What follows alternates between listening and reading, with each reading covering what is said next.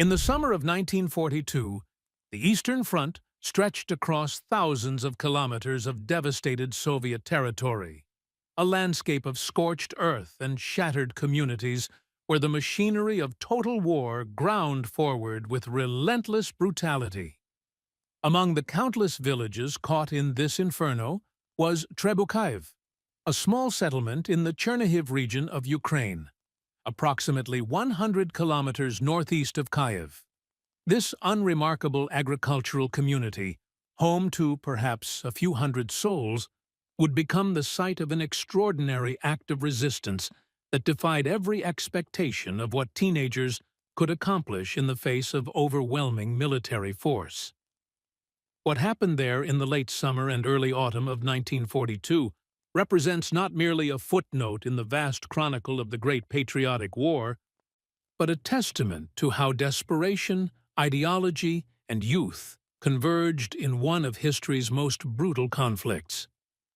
The German invasion of the Soviet Union launched on June 22, 1941, under the codename Operation Barbarossa, had, by the summer of 1942, penetrated deep into Soviet territory.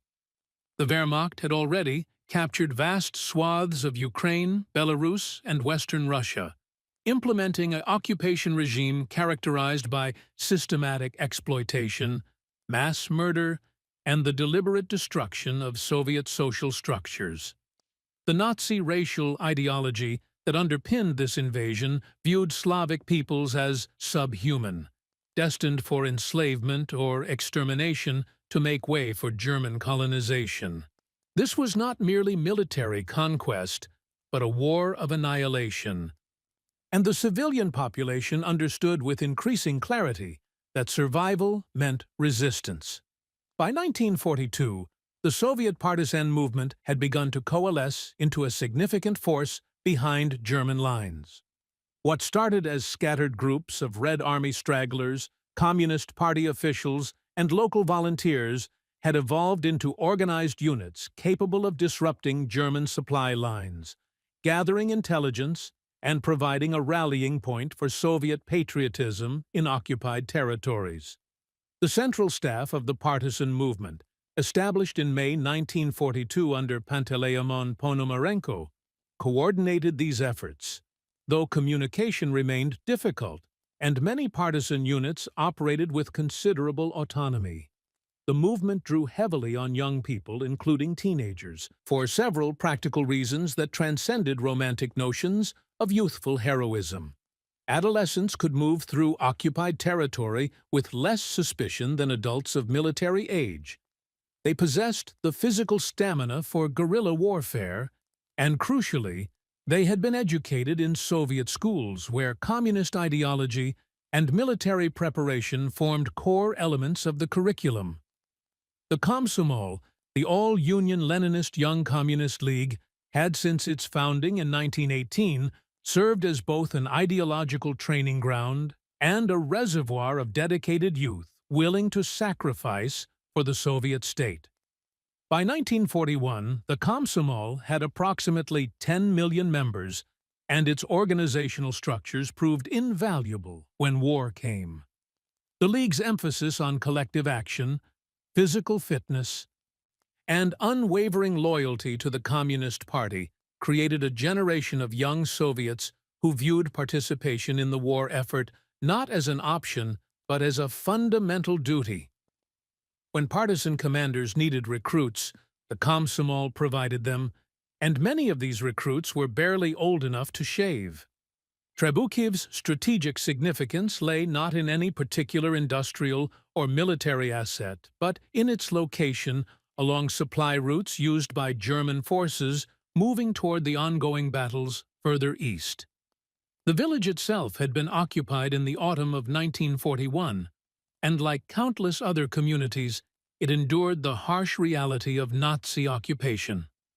Requisitions of food and livestock, forced labor, the murder of Jewish residents, and the constant threat of collective punishment for any act of resistance. German occupation policy in the East deliberately employed terror as an administrative tool. with standing orders that permitted the execution of entire villages in response to partisan activity. The infamous Barbarossa Decree and subsequent orders explicitly removed legal protections for Soviet civilians, creating an environment where atrocity became routine. In this context, a group of teenagers from Trebukhiv and surrounding villages made contact with partisan units operating in the forests of the Chernihiv region. The exact number varies across Soviet sources, but most accounts agree that approximately 15 to 20 young people, ranging in age from 14 to 18, formed the core of what would become a remarkably effective defensive force. Their leader, according to multiple Soviet historical accounts, was a 17-year-old Komsomol member named Volodya, though his full name appears inconsistently in records, reflecting the broader challenge of documenting partisan operations where pseudonyms were common and official records often compiled years after events. The teenagers' initial activities followed the standard partisan playbook: intelligence gathering, minor sabotage, and assistance to Red Army reconnaissance teams operating behind enemy lines. They collected information on German troop movements, identified collaborators, and helped downed Soviet pilots evade capture. These were dangerous activities, but they fell short of direct combat. That changed in late August 1942, when intelligence reached the partisan command that a German punitive expedition was being organized to sweep through the area, targeting villages suspected of harboring partisan sympathizers. Trebukhiv was on the list. The German anti-partisan operations of 1942 and 1943 represented some of the most brutal aspects of the Eastern Front. Units designated for these operations, often including SS formations and police battalions, approached their task with systematic ruthlessness. Villages suspected of aiding partisans faced complete destruction. Buildings burned, livestock slaughtered, and populations either murdered on the spot or deported for forced labor. The scale of this violence was staggering. Historians estimate that German anti-partisan operations in the occupied Soviet territories resulted in the deaths of hundreds of thousands of civilians, with entire regions depopulated through a combination of murder, deportation, and flight to partisan-controlled areas. Faced with the imminent threat to their village, the teenage partisan group made a decision that defied both military logic and survival instinct. Rather than withdrawing into the forests as standard partisan doctrine dictated, they chose to organize a defense of Trebukhiv itself. This decision requires understanding within the specific context of Soviet wartime culture and the ideological framework that shaped these young people's worldview. Soviet education and propaganda emphasized heroic sacrifice, drawing on a deep tradition of Russian military valor while adding a communist veneer of collective duty. The teenagers had grown up with stories of revolutionary heroes, of young communists who died defending the Soviet state during the Civil War, and of contemporary figures like Zoya Kosmodemyanskaya, the teenage partisan executed by the Germans in 1941, who became one of the war's most celebrated martyrs. The defensive preparations demonstrated a surprising level of tactical sophistication, suggesting guidance from more experienced partisan commanders or Red Army advisors. The teenagers fortified several buildings at key points in the village, created concealed firing positions, and stockpiled what weapons they could gather: a handful of rifles, several submachine guns likely captured from Germans or supplied by partisan units, grenades and Molotov cocktails manufactured from whatever materials were available. They also organized the evacuation of younger children and elderly residents who could not fight, sending them into the forests under cover of darkness in the days before the expected German arrival. The German force that approached Trebukhiv in early September 1942 consisted of approximately 100 to 150 soldiers, according to Soviet accounts. These numbers, while impossible to verify with complete certainty from German records that may no longer exist or remain classified, align with typical punitive expedition sizes documented in other operations. The Germans expected no serious resistance. Their experience in anti-partisan operations had taught them that villages, when faced with overwhelming force, either surrendered immediately or were found already abandoned. The presence of organized armed defenders was unexpected, and the initial German assault met with concentrated fire that killed or wounded several soldiers in the first minutes of engagement. What followed was not a single battle, but a series of engagements spread across 3 days in early September 1942. The teenagers employed classic defensive tactics, allowing German forces to advance into prepared kill zones before opening fire, then withdrawing to secondary positions when German firepower became too intense. They used their intimate knowledge of the village terrain, moving through buildings via pre-prepared passages, emerging to fire, and then disappearing before German soldiers could coordinate an effective response. The Molotov cocktails proved particularly effective against German vehicles, and Soviet accounts claim that at least 2 trucks and possibly an armored car were destroyed in the fighting. The German response escalated as the engagement continued. Artillery was brought forward to shell defensive positions, and the Wehrmacht employed the systematic destruction of buildings to eliminate cover. By the second day, much of Trebukhiv was burning, and the teenage defenders had been forced into an ever-shrinking perimeter. Casualties mounted on both sides. Soviet sources claim that the German force suffered between 30 and 50 killed or wounded, figures that German military culture would have considered unacceptable for what was supposed to be a routine punitive operation. Among the defenders, losses were proportionally higher, with several teenagers killed in the initial exchanges and more wounded as German firepower intensified. The critical moment came on the 3rd day when a partisan relief force, alerted to the situation by runners who had escaped the encirclement, arrived from the forests. This force, numbering perhaps 60 to 80 fighters according to Soviet records, was not large enough to defeat the Germans in open battle, but sufficient to threaten their flanks and supply lines. The German commander, facing mounting casualties, a determined defense that showed no signs of collapse, and now the threat of a partisan force in his rear, made the tactical decision to withdraw. This was not a rout, but an organized retreat, with the Germans taking their wounded and conducting a fighting withdrawal back to the nearest major garrison. When the shooting stopped, Trebukhiv was devastated. Most of the village lay in ruins, buildings reduced to charred frameworks, and the agricultural infrastructure that sustained the community destroyed. Of the 15 to 20 teenagers who had organized the defense, Soviet accounts indicate that 6 to 8 had been killed in action, with several more wounded, some seriously. The surviving defenders, along with the partisan relief force, withdrew into the forests as remaining in the village was now impossible. The Germans would return, and when they did, they would show no mercy. The aftermath of the Trebukhiv defense illustrates the complex and often tragic consequences of partisan warfare.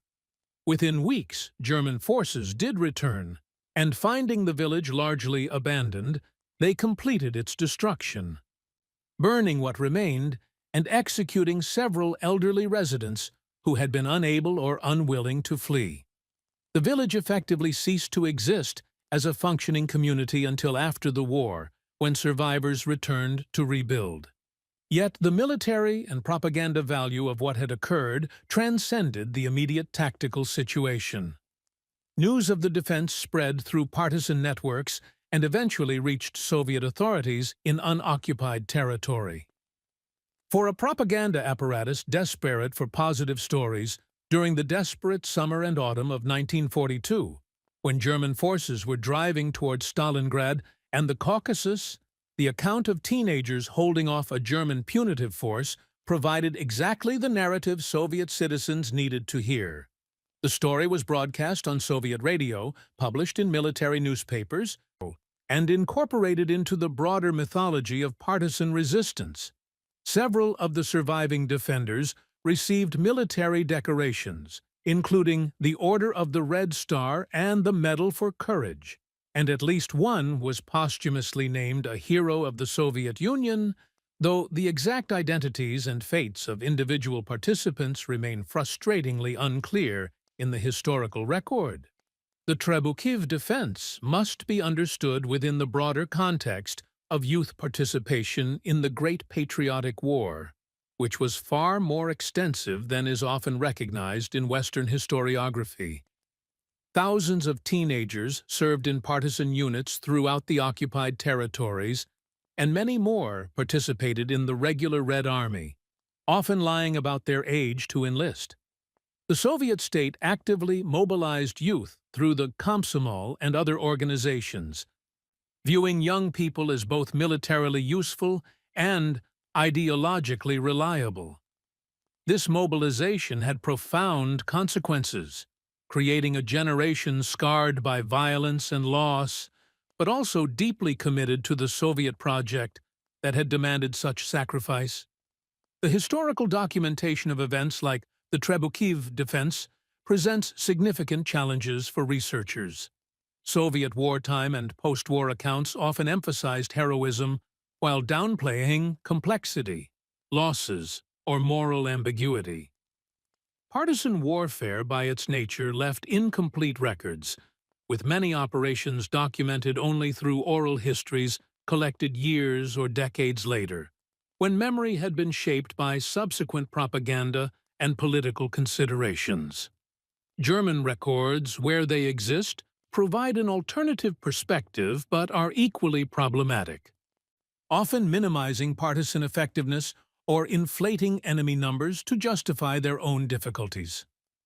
Modern historians attempting to reconstruct these events must navigate between Soviet hagiography and German dismissiveness, seeking the historical reality that lies somewhere between.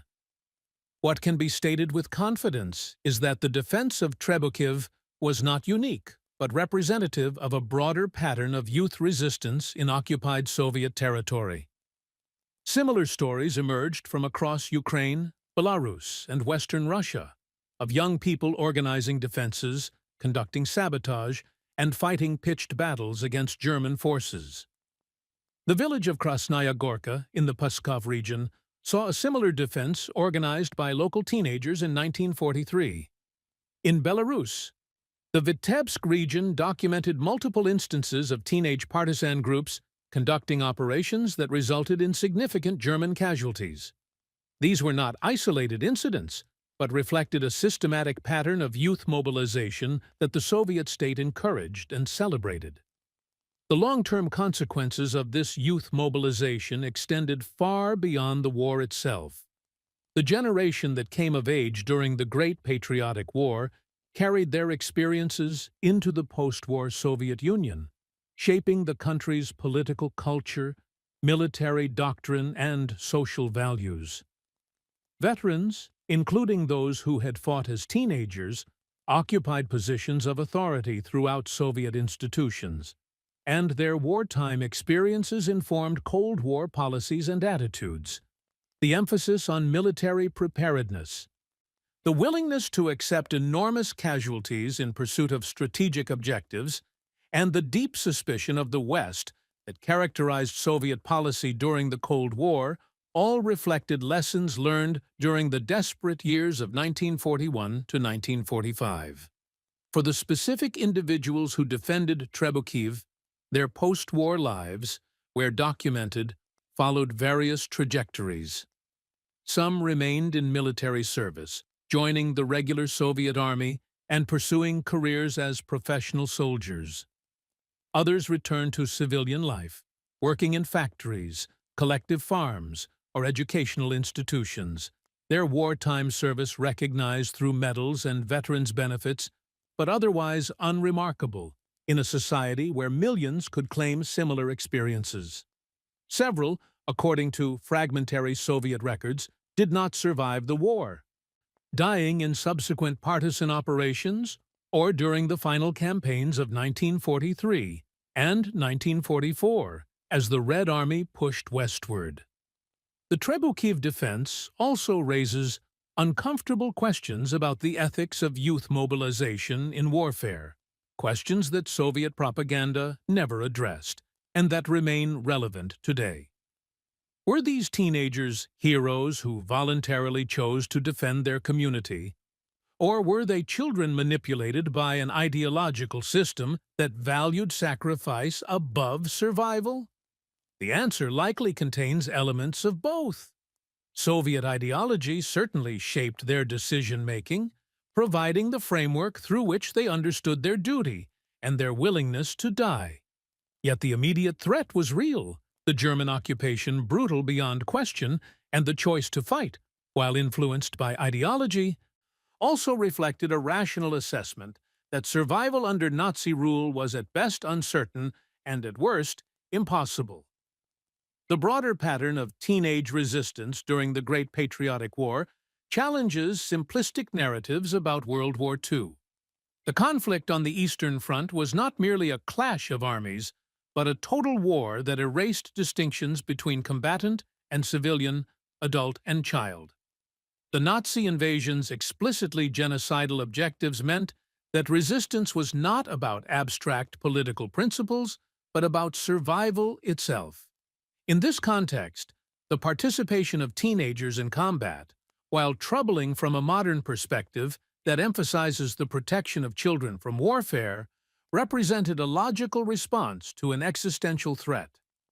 Modern Ukraine and Russia both claim the legacy of wartime resistance, including events like the Trebukhiv defense, as part of their national narratives. For Russia, these stories reinforce a broader narrative of the Great Patriotic War as a sacred struggle that united Soviet peoples against fascism, a narrative that the Russian state continues to emphasize in contemporary politics. For Ukraine, the same events are reinterpreted as Ukrainian resistance against foreign occupation, with less emphasis on Soviet ideology and more on national defense. This competing appropriation of wartime history reflects the broader political tensions between the two countries, demonstrating how historical events continue to shape contemporary conflicts. The physical site of Trebukhiv today bears little obvious trace of the 1942 battle. The village was rebuilt in the post-war years, though it never regained its pre-war population, following a pattern common throughout the war-devastated regions of the Soviet Union. A modest memorial, erected during the Soviet period, commemorates the defense, listing the names of those who died, though the accuracy of these names remains subject to the same uncertainties that plague much partisan documentation. The memorial stands as a tangible link to events that might otherwise exist only in fragmentary records and fading memories. What the defense of Trebukhiv ultimately represents is the human dimension of the Eastern Front, a conflict often reduced to statistics of armies and casualties so vast they become incomprehensible. Behind those statistics were individual decisions, moments of courage and terror, and young people forced to become soldiers before they had finished being children. The teenagers who fortified their village and fought a 3-day battle against a German punitive force were not superhuman heroes, but ordinary young people confronting extraordinary circumstances with whatever resources, ideology, training, and desperation provided. Their story, repeated in countless variations across the occupied Soviet territories, reminds us that total war transforms everyone it touches, erasing the boundaries between front and rear, soldier and civilian, adult and child, leaving only the fundamental question of survival in a world consumed by violence.